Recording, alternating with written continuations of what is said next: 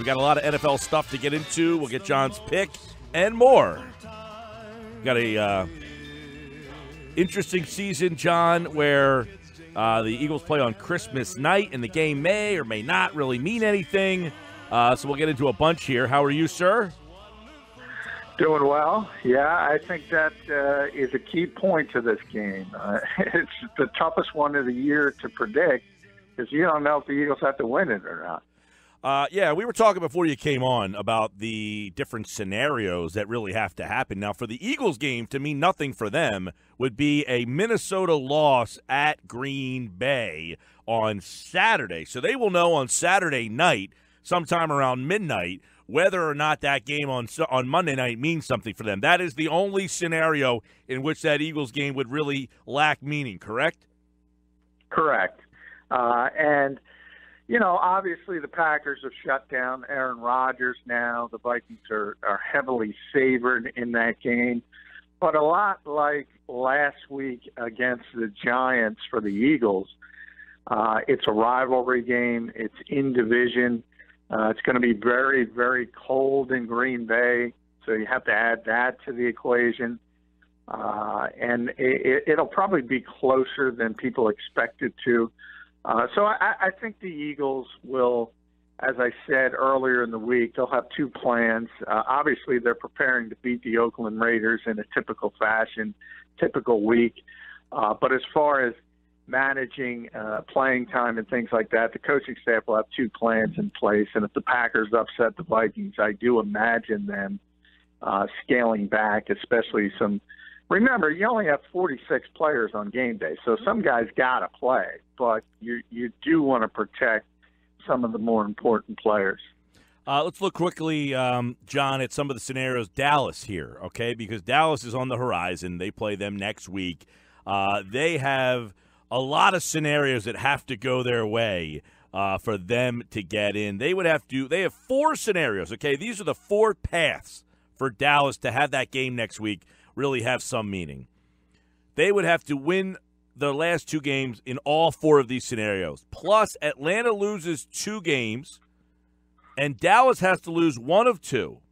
Or Carolina loses their last two games, or New Orleans loses their last two games, or Carolina loses two and New Orleans loses two. Do you feel good about any of those? Remember the unlikeliness of that because of one simple sort of thrown a spoke in the wheel there is the fact that the Falcons play. They close the season with the Saints and Panthers. So somebody's got to win those games. So it's a really, really difficult just obviously journey for the Cowboys to get this to happen. And it starts, from their standpoint, they have to win number one, as you mentioned. And that's how they'll approach it. And you just kind of handle what you can handle and hope things break your way. But things are looking very, very poor right now for the Dallas Cowboys being a playoff team. Same situation really for Seattle as well. So the loser of that game this weekend would be out of the playoffs, and the winner would potentially still have life support left for week number 17, correct?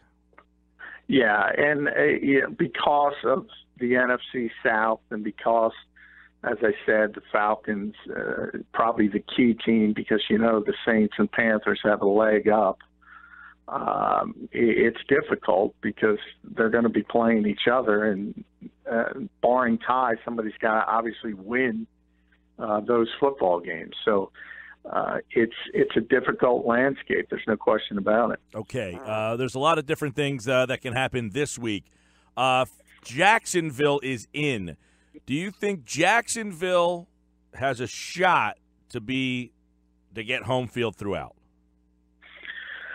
Home field throughout? They're the 3 seed right now. Do you see them moving out of that spot? They do own the tiebreaker with Pittsburgh. Yeah. And that was one of those, I think we all saw that game at the time and said, wow, how does Pittsburgh lose to Jacksonville? But now you see just how good that team really is, especially defensively. And now even Blake Bortles is coming on in the charge, and people are talking about him getting a huge contract extension now in the off season. I don't know how I feel about that, but it's going to be interesting because that's a very, very good team, and I've said it from early in the season. From a talent standpoint, I think they or Minnesota have the best defense in the NFL. I mean, they are loaded defensively. So if they get any solid play from the quarterback, they have a chance to be in the Super Bowl. Dude, that's how good that defense you're is. taking Jacksonville serious. Yeah, because of their defense. Mm-hmm. And I'm not saying I'm not. I'm just asking you.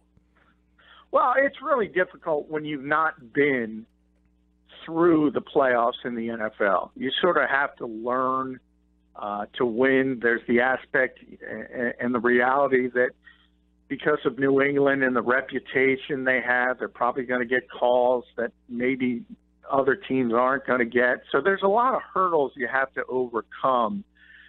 And this is sort of their first foray under the current, obviously, regime. And so it's unlikely. But I wouldn't take them lightly because that defense can stop anybody. And we always talk about the one thing that travels in the NFL is defense. And it's always there for you. So from that standpoint, I think everybody should take Jacksonville seriously. Of course, Johnny Mac's with us here, our NFL News and Notes. We'll talk about the Eagles and Raiders as well. Mike Gill, Scott Grayson, you out there on a Friday. What about the Chiefs? Are we buying back into the Chiefs after a couple of wins? Well, I mean, you know me, I have a ton of respect for Andy Reid, and I think the fact that he has been through it so many times, we just kind of talked about that in the opposite direction for Jacksonville. I think his steadying influence kind of righted the ship there. But there's no doubt they're disappointed after the start and sort of stumbling. And most teams, though, wouldn't have corrected themselves. And I think you have to give Kansas City credit for that and not completely falling apart.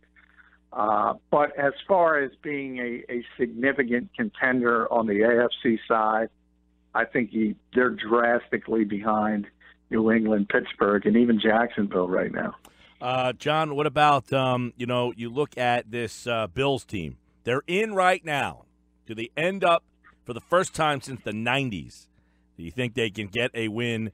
They're going to have to, they would have to upset even if they win against the Patriots, they could get bumped out if the Ravens win at home against the Colts tomorrow night.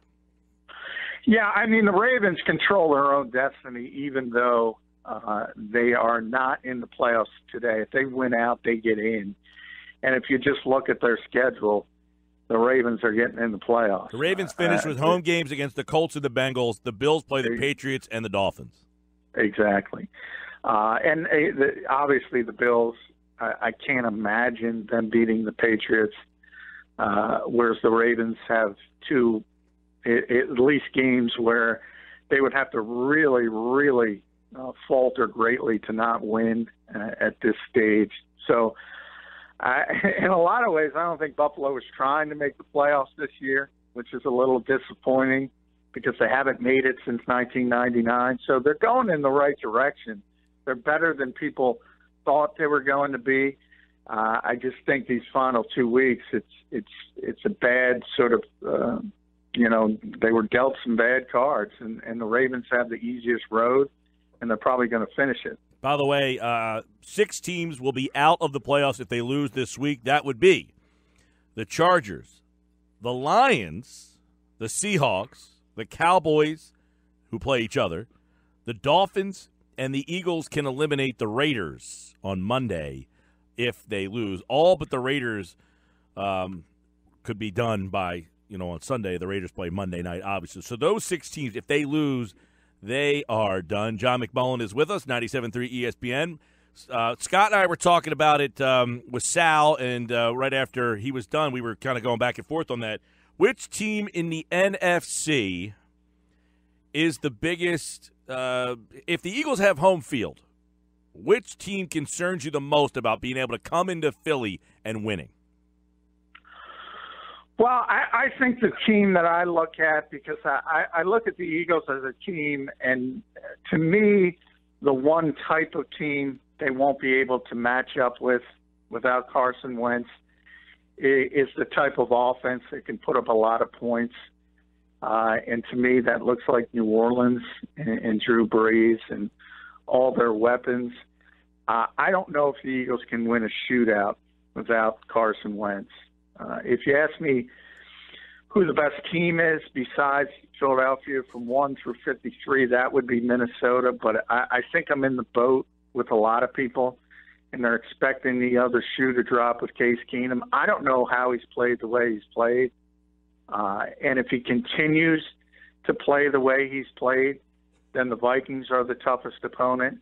But I can't get used to Case Keenum being a top 5 quarterback in this league, even though he's played like that this season.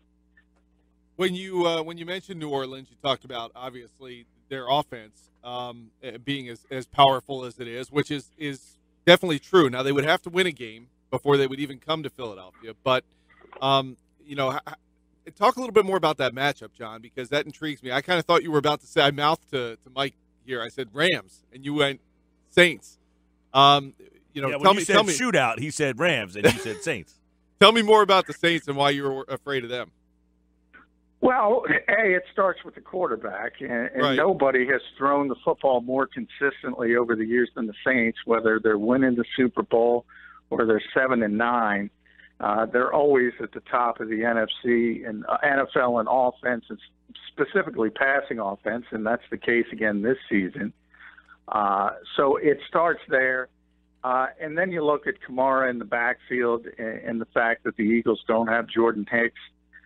He can be an issue just from a matchup standpoint. And then I've talked about the Saints for years and years and years, that if they could just get a mediocre, middle of the road, I'm not talking top 5 defense like the Vikings. I'm saying middle of the road, they would be a really, really good football team. And that's what's happened. And they've done well in the draft. Marcus Lattimore has been tremendous. Cam Jordan's a great pass rusher. So they're competent on defense, and they're really good on offense as usual.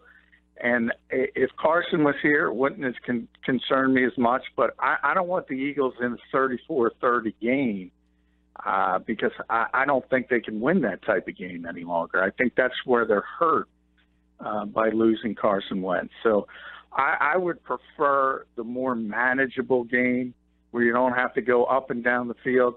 Now, they were able to win that game against the New York Giants, but that's the New York Giants. That's not a good football team. And they were still in a position to win the game in the red zone on a 4th down play. That's not good when you're in a game like that. So that type of opponent is the one that would concern me the most. It was as you look at the Eagles, John, it was an interesting injury report today because they basically just had their walkthrough. But what do you see about Wisniewski? If you had to make a prediction, he playing or not?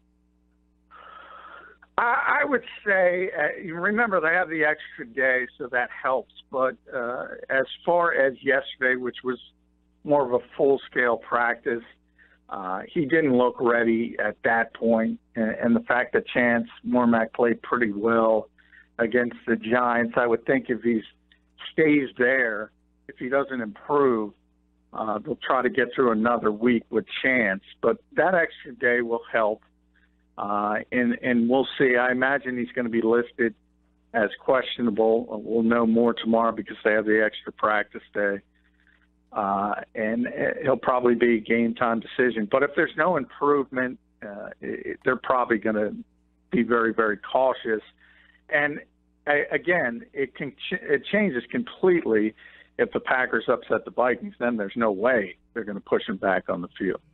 As far as Jalen Mills, he did not practice yesterday. He was limited today in the walkthrough. Do you expect him to play?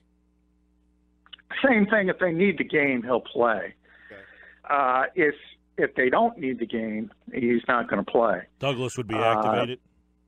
Yeah, I would think that would be the direction they would go. But obviously, if you don't need the game, you're not going to push guys who are struggling back on the field, and that's probably with Derek Barnett as well. If they need the game, he'll play. If they don't, he won't. How would you surmise Barnett's season?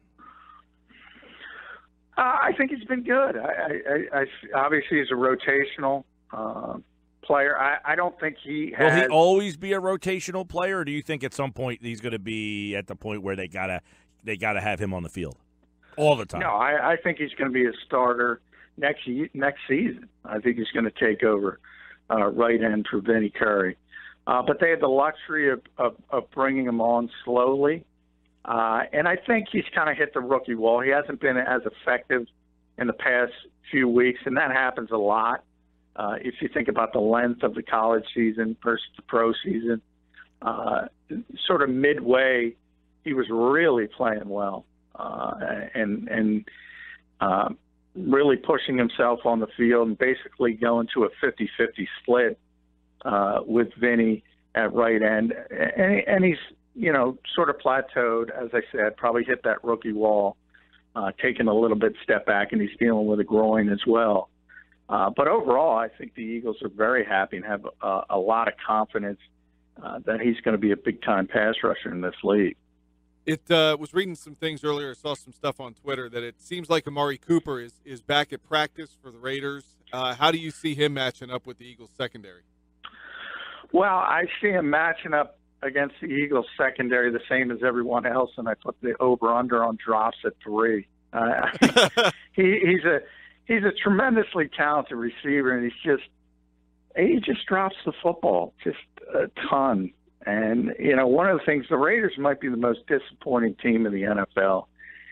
And I think the biggest mistake they made was going away from Bill Musgrave, who was their offensive coordinator, to a young coordinator in Todd Downing. I don't like changing with young quarterbacks, and Derek Carr is still a very young quarterback. It hasn't worked.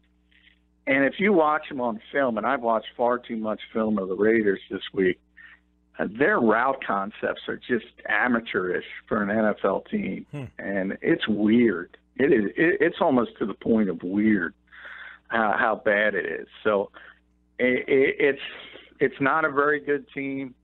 I don't think the Eagles are going to struggle all that much with them if they need the football game, as I said. So I think ultimately, whether it's Saturday or Monday, either one, the Eagles are going to be the number one seed in the NFC. Crazy how that happens. This was a team that looked like they were on the rise, and 1 year later we're saying it's just not a very good team. The Raiders are in town Christmas night, and we'll talk with Vic Tafur from the Athletic San Francisco, who covers the Raiders, coming up in about 5 minutes from now. We'll get more on why the Raiders have struggled so much and what is their mood. Virtually eliminated at this point, coming to Philadelphia on Christmas night. John, your pick for the game is, I know it's a little odd, but. Yeah, I have the Eagles winning, and it's kind of, again, a lot of it depends on if they need the game or not, but I have them winning 27-21. And now that I think about it, it's probably if they need to win the game, and I expect they will need to win the game. I was probably being cautious. I'm starting to trend more that they'll beat them even worse than that. But they do have some talented players. And the one thing. It's very kind of you to say. Yeah. Obviously Cooper can get open, and Crabtree and Jared Cook and obviously Marshawn Lynch. So they have a lot of big names. But that move, and you should ask Vic about what he thinks about that, because that move away from Bill Musgrave, I think, kind of sunk the Raider season even before it started.